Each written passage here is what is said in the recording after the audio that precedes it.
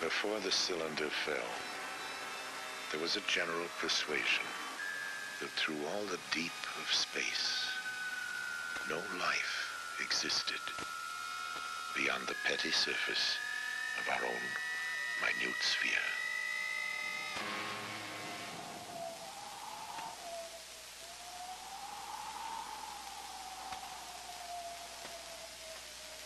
We know now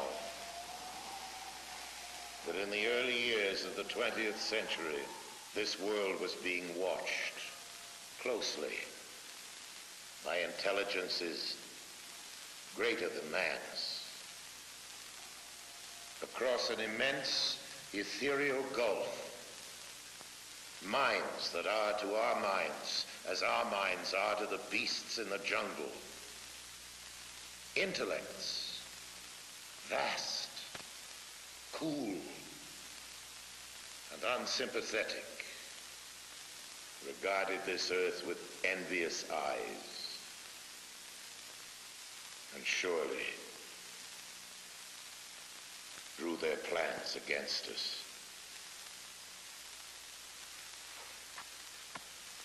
Hello, I'm Orson Welles, and I've been quoting from another Welles, no relation, H.G. Wells, the distinguished novelist, historian, prophet, who was also the great master of science fiction. He wrote The War of the Worlds, on which was based a certain notorious radio broadcast, which, as some of you may remember, sent many thousands of our listeners panicking into the streets all over the country. H.G. denounced me for doing it, but later when he realized that our broadcast, like his story, was not intended to cause riots, but just to entertain, we got to be good friends. I was forgiven. Whether all those people who jammed the highways and even took to the hills to escape the Martians have forgiven me is another matter. This is it. We thought that this was it. Listening to that show, I said we were very impressionable at that age because of Buck Rogers and Flash Gordon, and that really made a big impression on us. One fellow in particular who owned a store took the money from his cash register and loaded his car up with food and took off for the mountains and left his wife and children at home. New York City was just demolished, and they were coming closer. All of North Jersey is an inferno, and they are proceeding south. I can conceive of no nightmare as terrifying as establishing such communication with the so-called superior, or if you wish, advanced technology in outer space. George Wald is a Nobel Prize-winning biologist, one of a group of distinguished scientists meeting on the subject of extraterrestrial life. All of the people you will be seeing in this program, scientists, radio listeners, Orson Welles, have one thing in common. Each has had reason to believe in the likely existence of non-earthly life in the universe. I think there's no question but that we live in an inhabited universe that has life all over it. What I'm imagining is the facts that I've just stated becoming generally known, so that people know that out there is a million other civilizations. They all look fabulously ugly, and they're all a lot smarter than us. That seems to me useful and a character-building experience for mankind. From the monstrous Mars life of his famous broadcast, Orson Welles will be taking us through science fiction to science fact, to the new view of extraterrestrial life now emerging from probes to the planets, interstellar discoveries, and findings about the nature of life itself. A real picture as astonishing in its way as the science fiction of 1938.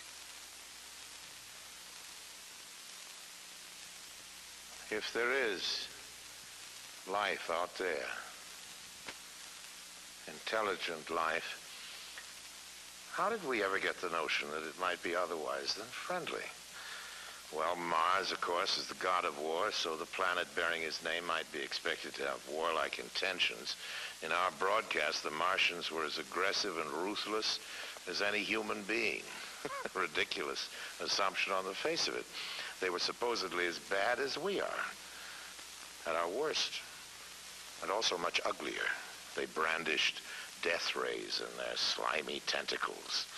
And for a while at least, just toward the end of the radio play, they appeared to be totally invincible. What finally stopped them? Well, here's the way it went. In the words of the mythical Professor Pearson of Princeton, who was our commentator, I remember, he said, writing in his journal when the whole thing was put together again and the world was in business, I remember wandering through Manhattan, standing alone on Times Square, and catching sight of a lean dog running down 7th Avenue with a piece of dark brown meat in its jaws. I walked up Broadway, past silent shop windows, and suddenly I caught sight of a Martian machine. And then across Columbus Circle, I could see, standing in a silent row, 19 of those great metal titans, their cowls empty, their steel arms hanging listlessly by their sides. And I looked for the monsters that inhabit those machines, and then, before my eyes, I saw them stark and silent, the Martians themselves, with a flock of hungry birds pecking and tearing brown shreds of flesh from their dead bodies. And later, when their bodies were examined in laboratories, it was found that they had been killed by disease bacteria, against which their systems were unprepared. Slain after all man's defenses had failed by the humblest thing that God in his wisdom had put upon this earth, the common cold. And that's the way it was. Well, quite a lot of things have happened in the world since then. An invasion from the planet Mars, that at least is one thing that didn't happen. But in a way, you know, we have been invading Mars. If Mars hasn't exactly been invaded, well, it's certainly been investigated, not attacked, but thoroughly, very thoroughly studied. Observations of Mars had begun long before our broadcast, and even back then in 1938, it seemed plausible to many people that life could have developed on Mars, just as it had on Earth. Peering through telescopes, scientists had seen what? Well, first a planet that, like our own Earth, had polar ice caps.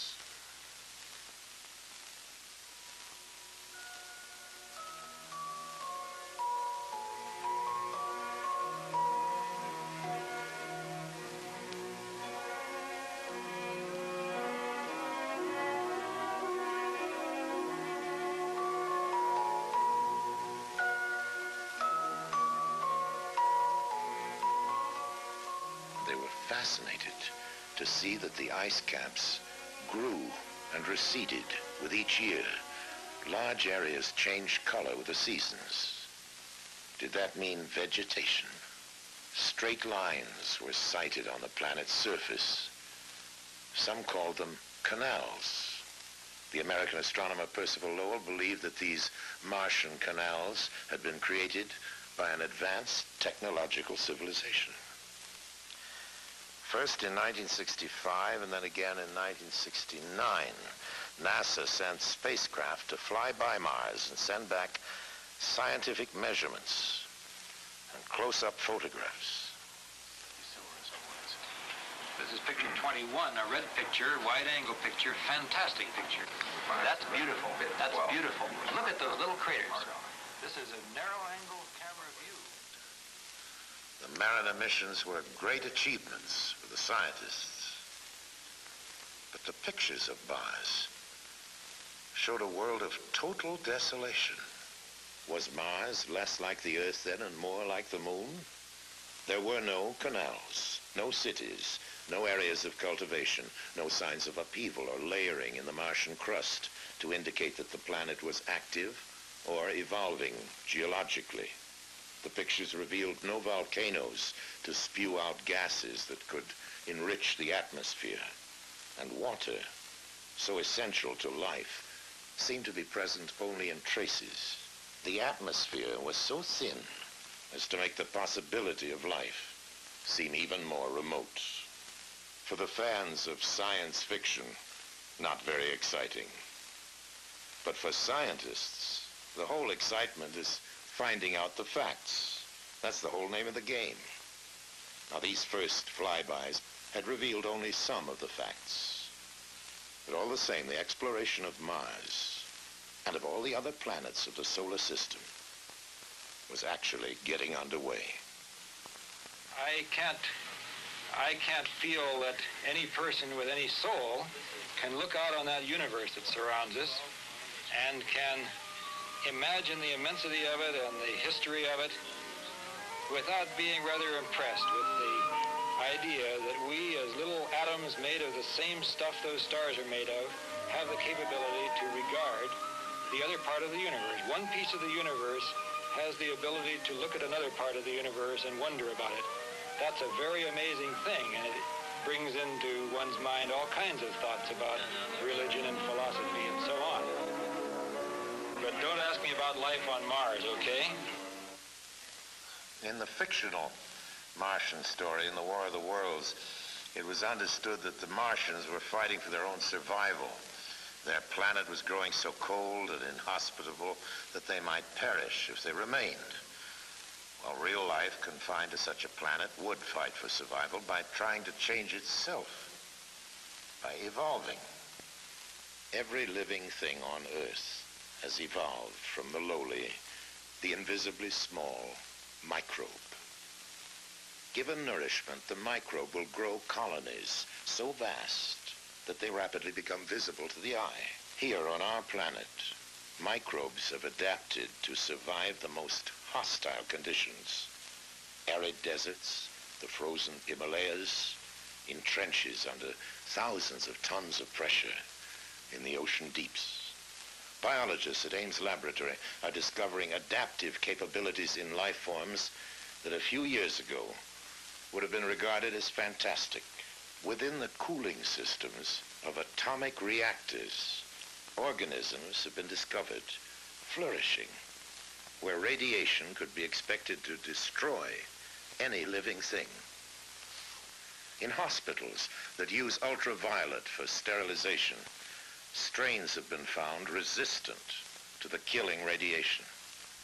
Biologists are growing organisms in salt solutions, in acids, in alkalines, in ammonia gas, in boiling hot springs, in ice that is thawed for part of every day. In the vacuum of a space simulator, life forms have been flourishing for years without oxygen.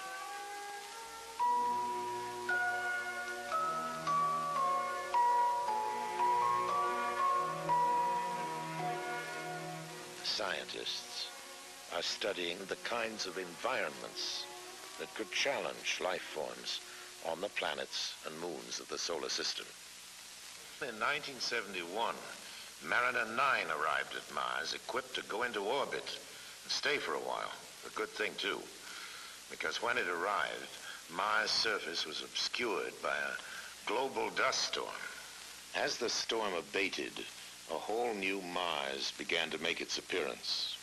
The first feature that swam into view, poking up through the dust, appeared to be a huge impact crater. But it stood miles above the Martian lowlands on the peak of an immense mountain, Nix Olympica.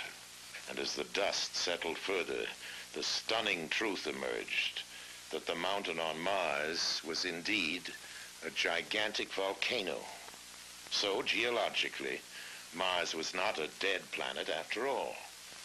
Vast stretch marks on the planet showed that Mars' surface is shifting and changing on a colossal scale. Mars is beginning to look, geologically at least, more like the Earth and less like the Moon. And then new evidence of water has begun to turn up in surprising ways. Among the many clouds in the Martian atmosphere, some have been found to be composed of water. Then close-ups of the surface have begun to turn up strange, sinuous patterns. Some compare with the patterns cut into the surface of our own planet by the Mississippi River. Slowly the interpretation emerged that only a fluid flowing continuously over the Martian surface could have caused such patterns of erosion. Some scientists didn't agree, but astronomer Carl Sagan theorized that Mars indeed contained a great deal more water than we'd supposed. The water might remain locked within its crust as permafrost during ice age times such as the present, but during cycles of warmth, when the polar caps release gases to form a heavier atmosphere, the water may be released into clouds. Such clouds could bathe the planet in rains for thousands and perhaps millions of years. If Sagan's interpretation is correct, life could have originated on Mars in favorable cycles and may have adapted itself to harsher conditions as they developed, and indeed may exist on Mars to this day. Exobiologists are studying other environments, even as they prepare to search directly for life beyond the planet Earth.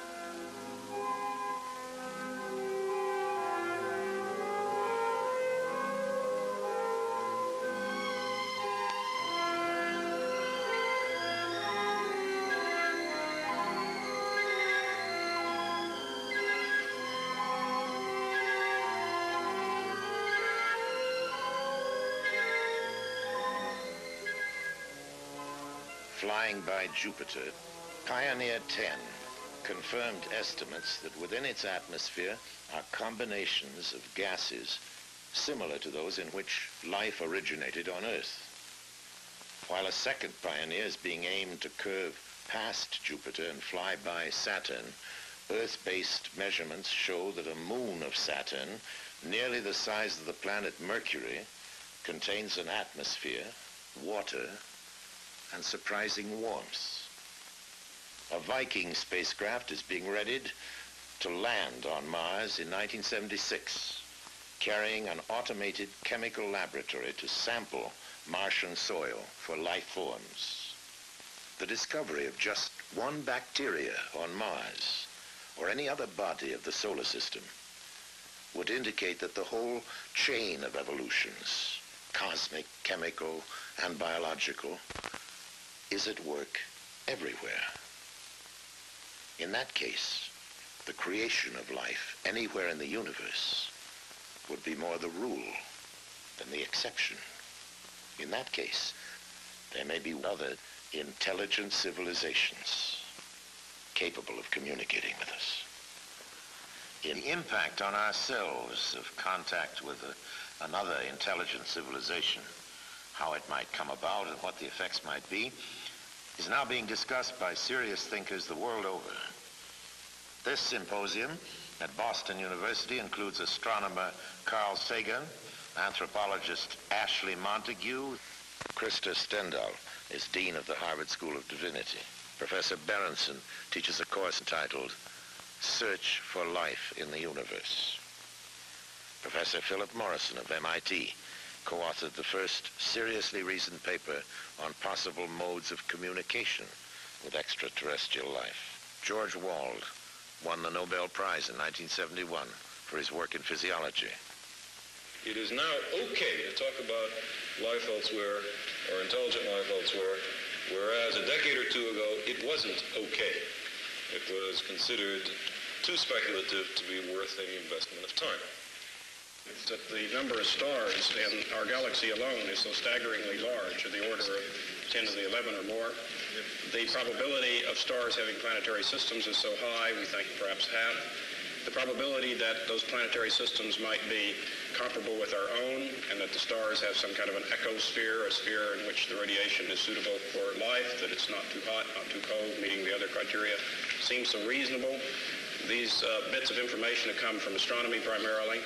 And then we join with the biochemists who tell us about the probable evolution of life here on Earth, the kinds of elements that are necessary for it, DNA molecules, amino acids and the like, amino acids which have now been found in meteorites, that we have now found interstellar molecules floating out in the space between stars, so that you know the materials for a carbon-based life exist. We know that many of the building blocks of life in our own solar system exist off of our planet. If you put these kinds of probabilities together, it begins to lead to the sorts of conclusions that we started with as an initial premise, and which apparently no one on the panel has disagreed. And that is that life must exist in the universe, and it must exist quite abundantly. The most optimistic estimates, in the view of many, about the number of civilizations that there might be in the galaxy is of the order of 1 million, which means that only one in a few 100,000 stars has such civilizations. That would mean a billion such places just in our own galaxy that might contain life. As I believe there's a society of these groups, not just one. There are probably very many. There's only one. We have no hope of finding them. There are probably thousands, maybe as many as 1 million. They probably already have had a long history of this same experience of finding new ones and bringing them into the network. And I would imagine if an advanced civilization wanted to talk to us, they would say, oh, well, look, those guys must be extremely backwards. Go into some ancient museum and pull out one of those, what are they called, radio telescopes, and beam it at them. In 1970, a study of the feasibility for picking up interstellar communication was made in California by a number of radio scientists there, as well as astronomers and others. It's called Project Cyclops. The outcome of that study was that the United States had the technical capability of building a large radio array, which would be able to scan the heavens with fairly great resolution and power sensitivity out to a distance of many hundreds or possibly thousands of light years, with the very distinct possibility of picking up a signal if it were there. Our present technology is able to detect ourselves anywhere in this galaxy of about 250 billion stars. First, the people beaming the message will be incredibly alien. Even if their biochemistry resembles the biochemistry Professor Wald teaches, it will not be all that close, you know. It will have enzymes, but it will be, the LD situation will be quite different, and I don't know what chains of enzyme systems they will have at all.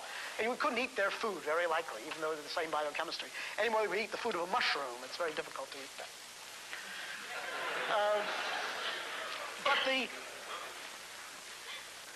So I think, first of all, there will be two great phases of this eventual time, which I think will come in 10 years or 100 years, or I don't know, maybe longer, when some satisfactory radio telescope work or something similar will acquire evidence of the deliberate beaming of a message, protracted message out into space. So I think that will be easy and, of course, extraordinarily important. You will know very little of what that message says, say that it exists, and maybe some general geographic information from how far away it's coming, from what kind of a star, where. And then I think that you will have pouring into the recorders, week after week, month after month, decade after decade, an enormous body of obviously interesting and meaningful pulses. And you'll be able to read them slowly and fitfully, because they will not be coded, but they'll be anti-coded. That's to say, the people who designed them, the beings who designed them, will have thought very carefully how to make the maximum number of mathematical clues. The best way to single out the meaning will be made available. I think the most important thing that it will bring to us, if we can finally understand it, will be a description, if it exists at all, of how beings disposing of great technology were able to fashion a world in which they could live and persevere and maintain something of worth and beauty for a long period of time. And finally, it would end our social and cultural isolation.